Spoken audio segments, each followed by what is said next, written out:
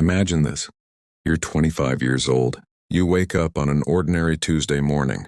Nothing seems unusual. You check your phone, brush your teeth, prepare for another day at work. Just another normal day. Or so you think. Then suddenly, your phone rings. At first you ignore it. But it rings again. And again. Confused, you finally answer. And within the next 30 seconds, your entire life changes forever. You have just won $10 million. Not 10,000, not 100,000. $10 million, instantly, tax-free, cash.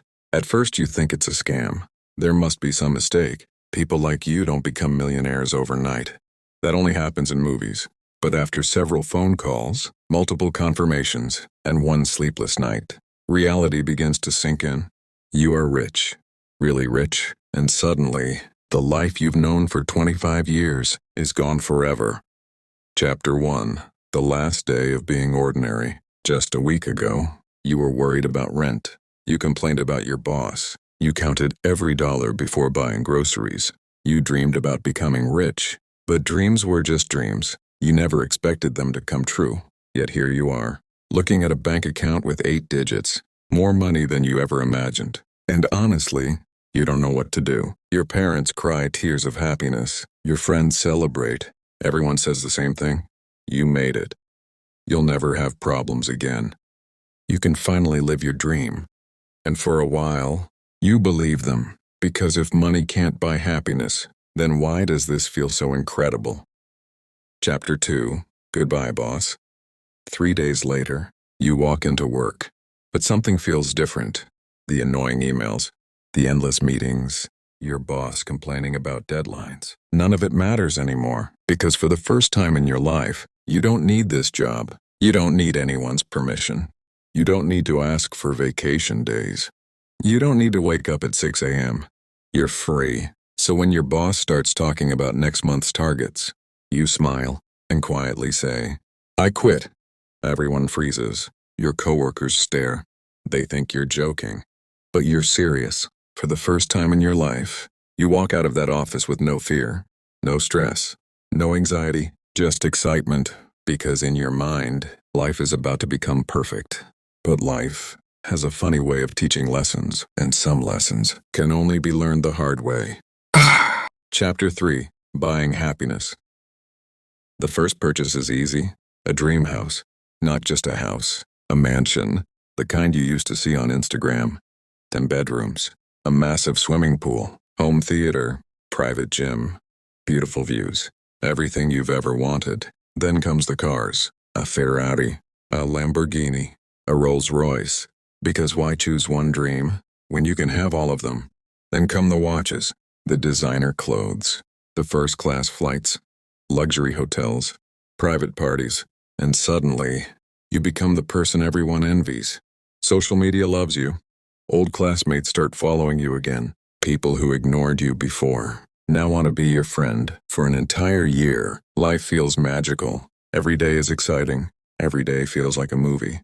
But slowly, something strange begins to happen. The Ferrari no longer excites you. The mansion becomes normal. The expensive watch feels ordinary. And for the first time, you discover a truth nobody talks about. Human beings adapt. No matter how amazing something is, eventually, it becomes normal. And when normal arrives, the excitement disappears. One night, you're sitting alone inside a $20 million mansion, surrounded by luxury, surrounded by success, surrounded by everything you once dreamed about. And yet, something feels missing, something money couldn't buy.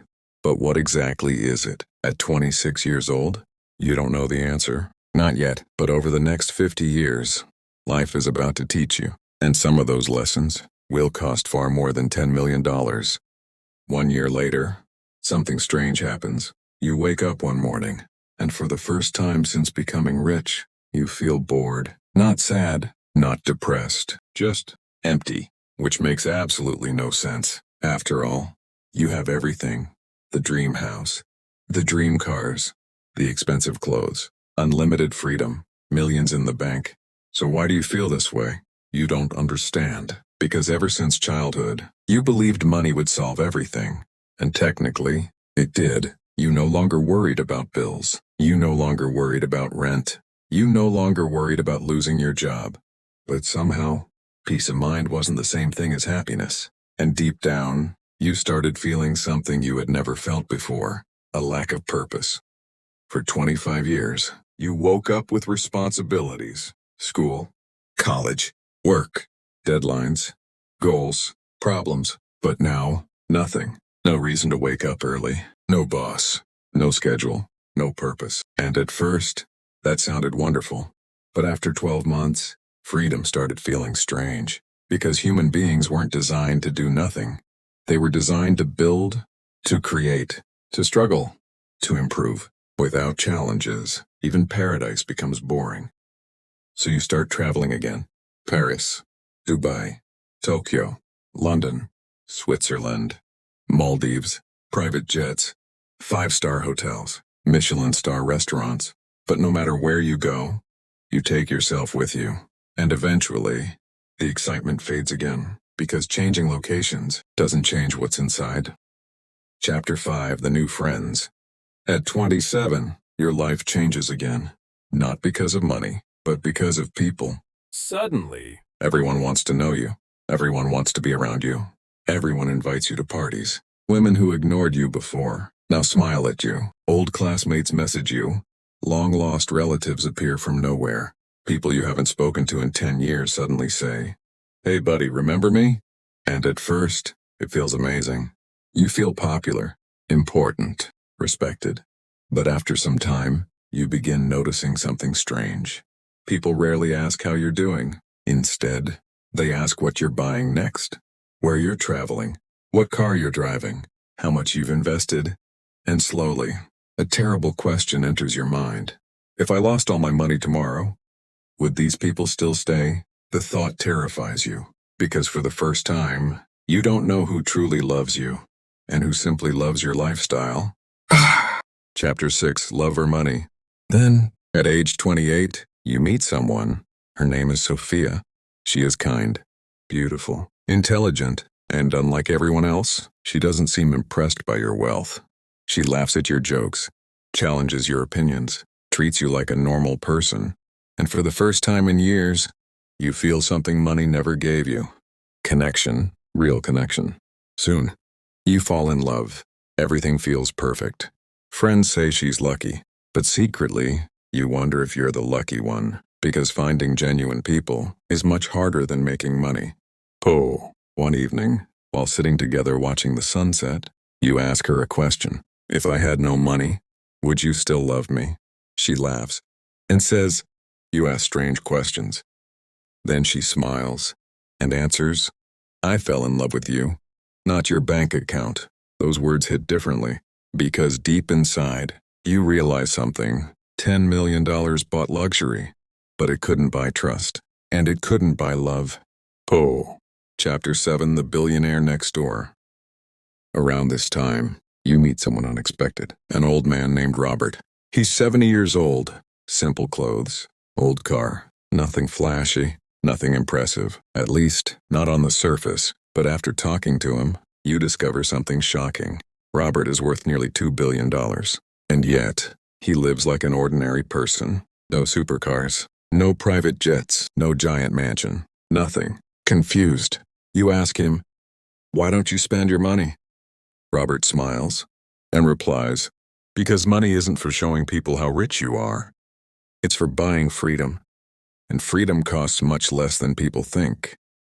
Those words stay in your mind for weeks, maybe even months, because until now, you had been buying things, but Robert had been buying peace.